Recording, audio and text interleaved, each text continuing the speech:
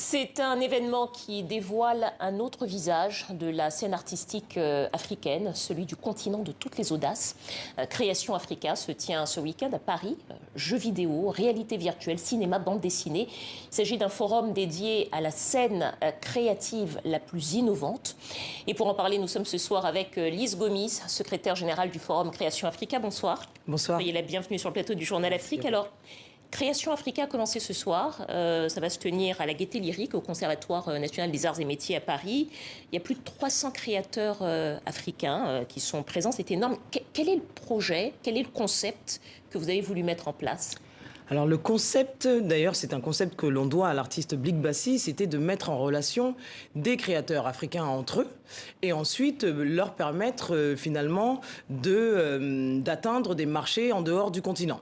Ça c'était le concept premier. Et ensuite on s'est dit il va falloir angler et rester sur quelques disciplines et on a volontairement axé le forum sur des disciplines au potentiel innovant, aussi bien économiquement et d'un point de vue créatif. Et évidemment, on s'est arrêté sur le jeu vidéo, la réalité virtuelle, la bande dessinée pour cet aspect transmédia, parce que la bande dessinée en Afrique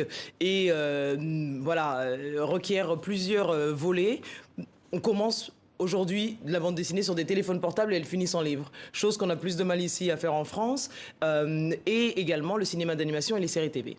Alors, le programme, ça va être quoi ? Qu'est-ce qu'on va voir au cours de ces 3 jours ? Alors, le programme, c'est de la démonstration, évidemment, d'œuvres, parce que ce sont des œuvres qu'on n'a pas l'habitude de voir sur nos écrans, ou en tout cas pour le grand public. Généralement, on les voit dans des festivals, mais qui sont réservés à des professionnels. Et si vous voulez, c'est pas très accessible à une cible beaucoup plus vaste, qui, en plus, est demandeuse de ce genre de contenu. On le voit notamment dans le domaine de la BD. On demande de plus en plus de BD qui viennent du continent, parce qu'on a des soucis de représentation dans le Nord.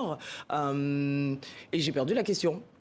Ce que je vous demandais, parce que moi aussi, bientôt, je vais avoir perdu la question également, mais je vous demandais le programme.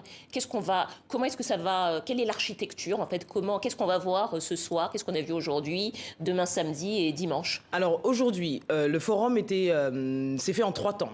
Le premier temps, c'était un plateau business où on a réuni plus de 300 rendez-vous business grâce à une plateforme, un peu comme une plateforme de rencontre amoureuse, sauf que là, c'est une plateforme d'affaires. Pour les amoureux de l'art. Exactement. Donc, des entreprises françaises, des acteurs africains, des entreprises africaines ont tous rempli des petits... ils ont donné leur expertise et un peu rempli leurs besoins. Et en face, les autres ont répondu en disant « Ok, moi j'aimerais vous rencontrer parce qu'on a des points d'accroche communs. » Ça, c'est le premier volet. Ensuite, on avait au -1 donc de la Gaîté Lyrique, tout un espace de démonstration. On a créé un salon de bande dessinée à la fois numérique et analogique, donc des livres. On a créé aussi un espace dédié à la réalité virtuelle, donc un certain nombre de casques de réalité virtuelle qui accueillait une dizaine d'œuvres, et ce fameux cube immersif qui est un des éléments phares de la Gaîté Lyrique, qui nous a permis de montrer 2 œuvres totalement inédites qu'on a produites exclusivement pour le forum. Peut-être pour qu'on comprenne bien et sans déflorer les choses, pour que ceux qui le peuvent puissent aller voir aussi ce forum, ce cube immersif, qu'est-ce que c'est ? Comment ça se passe et qu'est-ce qu'on peut y voir ? Alors, un cube immersif, c'est une grande salle de 110 mètres carrés en 360 degrés. Donc, vous avez 4 murs qui sont complètement investis par de la création numérique produite donc par 2 collectifs, l'un d'Afrique du Sud, l'autre du Kenya. Et les 2 nous ont fait des propositions. Alors, c'est marrant parce qu'ils ne se sont pas du tout concernés sur les cosmogonies d'un côté du peuple Kikuyu et de l'autre sur les peuples d'Afrique du Sud. Et donc, c'est une plongée immersive, tel que son nom l'indique, dans ces mondes à la fois, je dirais, qui relèvent du conte et de la mythologie, mais en même temps qui nous propulsent dans un univers afrofuturiste. Justement, vous parlez d'une plongée immersive parce que les nouvelles technologies sont très présentes sur ce forum. On parle de réalité virtuelle, on parle carrément de métaverse. Alors peut-être 2 questions un peu provocatrices peut-être, mais est-ce que ces nouvelles technologies sont à la portée des artistes africains et de tous les artistes africains ? Et peut-être aussi, qu'est-ce que ça peut apporter à la création artistique ? Alors je vous dirais que oui, c'est à la portée des Africains. La seule différence, ce sera, je dirais déjà, l'Internet au débit. Ça peut créer un gap. Au-delà de ça, tout le monde peut faire peut produire les œuvres qu'ont produit, pour le coup, Sabi Sovili et Brian Afandé. Et aujourd'hui, Brian me racontait la manière dont ils ont produit cette œuvre en un temps record, avec un budget, pour le coup, qui n'est pas mirobolant.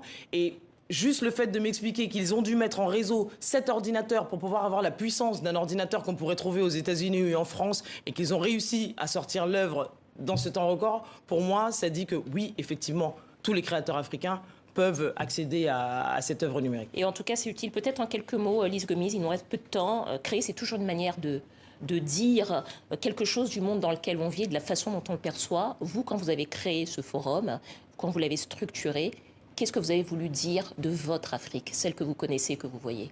Alors, en fait, je vais être très honnête, je pense que ce forum, c'est un acte un peu égoïste. Égoïste parce que justement, je me disais, qu'est-ce que moi, Elisabeth Gomis, j'ai envie qu'on retienne de ce continent? Et c'était vraiment ça, c'était d'amener cette génération dont je fais partie. Bon, j'ai un peu passé le cap là, j'ai passé le cap des 40, donc je suis un peu au-dessus. Mais c'était de dire, OK, cette génération, elle a un point de vue, elle a une conscience politique, et aujourd'hui, ça se ressent dans leurs œuvres. C'est-à-dire que ils ne cherchent même plus à cadrer avec, je dirais, le narratif global et mondial pour plaire à tout le monde. Ils sont ce qu'ils sont. Et maintenant, c'est à vous de vous adapter à eux. Et c'est même à vous, enfin, c'est même à la technologie, pardon, de s'adapter à ce qu'ils proposent. Et c'est pour ça que tout à l'heure, la question, oui, tous sont capables de produire des œuvres numériques et technologiques. Et innovantes. Exactement. Merci beaucoup, Lise Gomis, secrétaire générale du Forum Création Africa. Et je rappelle donc que ce forum se tient à la Gaîté Lyrique et au Conservatoire national des arts et métiers à Paris. C'est à voir jusqu'à dimanche 8 octobre.